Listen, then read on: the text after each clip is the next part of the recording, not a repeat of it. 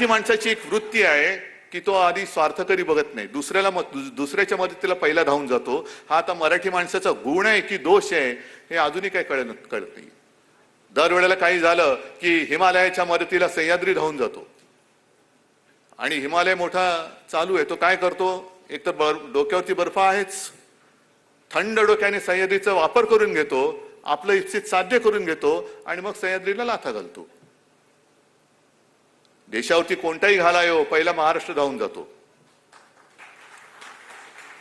अगदी आपण दैवत मानतो छत्रपती शिवाजी महाराज, त्यांच्या वेळेपासूनचा हा आपला इतिहास आहे. बाकीच्यांसारखं नाहीये की स्वतःचं ठेवलं झाकून आणि दुसऱ्याचं पाहिलं वाकून. नाही, आपलं म्हणजे तानाजी जो होता ना आधी लगेच कोंडाण्याचं, तसं दुसऱ्यावरचं संकट हे पहिलं त्याला तोंड देणं, त्याला मदत करणं हा महाराष्ट्रावरचा संस्कार आहे. आता तो दोष म्हणून जर का कोण त्याचा दुरुपयोग करत असेल तर ते आपलं दुर्दैव आहे. पण आज परत खरंच गरज आहे. जसं बंगालमध्ये ममता उभ्या राहिलेल्या आहेत, संपूर्ण बंगाल त्यांच्या मागे, बंगाली माणूस त्यांच्या मागे, त्या एका महिलेच्या मागे उभा राहतो आणि दिल्लीची हिंमत होत नाही तिकडे नजर वाकडी करून बघण्याचं. घुसते सरळ, ईडी आले, घुसते सरळ, फाईल घेऊन जाते, काय करताय करा जा. तामिळनाडूमध्ये सुद्धा तेच आहे. आम्हाला भाषेचा अभिमान जरूर आहे, पण आम्ही देश हा, हिंदुस्थान हा आमचा मानतोच ना, आमचाच आहे. आम्ही सगळे अनेकतातून एकता म्हणजे काय आहे नेमकं? भाषावर प्रांतरचना झाली ही काय आपण नाही केली. प्रत्येक भाषेला राज्य मिळालं, त्या राज्याला राजधानी मिळाली. तसं आम्हाला आमचा महाराष्ट्र आहे. महाराष्ट्रात आम्हाला सुखाने राहू द्या ना. तुम्ही तुमच्या घरात व्हा ना मोठे, आम्ही कुठे काय म्हणतोय. आमच्या घरात सुद्धा आल्यानंतर, तुम्ही घरात आल्यानंतर आम्ही मराठी माणूस इथला मालक आहे, तुम्ही आमच्या सोबत राहा, आम्ही कुठे नाही म्हणतोय. पण घरावरती मालकी सांगायला लागला, जसं आता तुम्ही म्हणालात गद्दार गेले आणि ते माझ्या पक्षावरती मालकी सांगायला लागले, तर मग सहन कसं करायचं? मग सहन कसं करायचं? आणि भाजपची जी एक नीती आहे, पहिल्यांदा प्रादेशिक जी काही संस्कृती आहे, भाषा आहे, संस्कार ते मारून टाकायचे, खतम करायचे.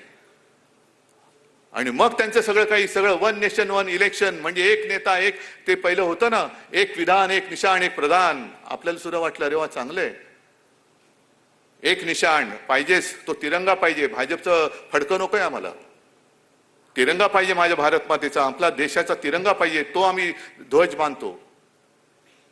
एक विधान म्हणजे आपलं संविधान आणि एक प्रधान म्हणजे देशातून निवडून गेलेला प्रधान, आम्ही म्हणू तोच. अजिबात नाही, तो नाही चालणार. आणि आता मला भीती वाटायला लागली की आता जनगण मन सुद्धा मारतील की काय, कारण त्याच्यामध्ये सगळे पंजाब सिंध गुजरात मराठा सगळ्या आपल्या प्रांताची एक एक उल्लेख आहेत, अभिमानाने उल्लेख केलेला आहे. हे आपलं राष्ट्रगीत आहे. प्रादेशिक अस्मिता मारून टाकायच्या, खतम करायच्या, त्याच्यावरती सगळं त्यांचं हिंदीकरण करायचं. अहो आत्ता तुम्ही पेटीवरती गाणी ऐकली, कितीतरी गाणी हिंदी आहेत ना, त्या महाराष्ट्राने डोक्यावर घेतली नाहीत. आणि ही हिंदी गाणी अजरामर केली कोणी? मंगेशकर घराणं आहे, लता मंगेशकर, आशाताई, सगळे ते घराणं आहे. त्याच्यानंतर अनेक संगीतकार आहेत जे मराठी आहेत.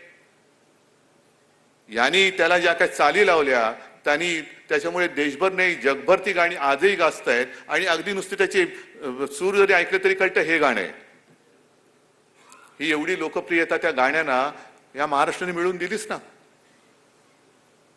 मग सगळं काही चांगलं चाललेलं आहे, तर दुधामध्ये तुमच्याकडे साखर टाकायला नसेल पण मीठ तरी टाकू नका ना. सगळे पक्ष खतम करून टाकायचे. म्हणून ह्यांना शिवसेना नकोय, कारण शिवसेना आहे, अहो ती तुम्हाला पुरून उरणार आहे, तुम्ही त्याची चिंता करू नका.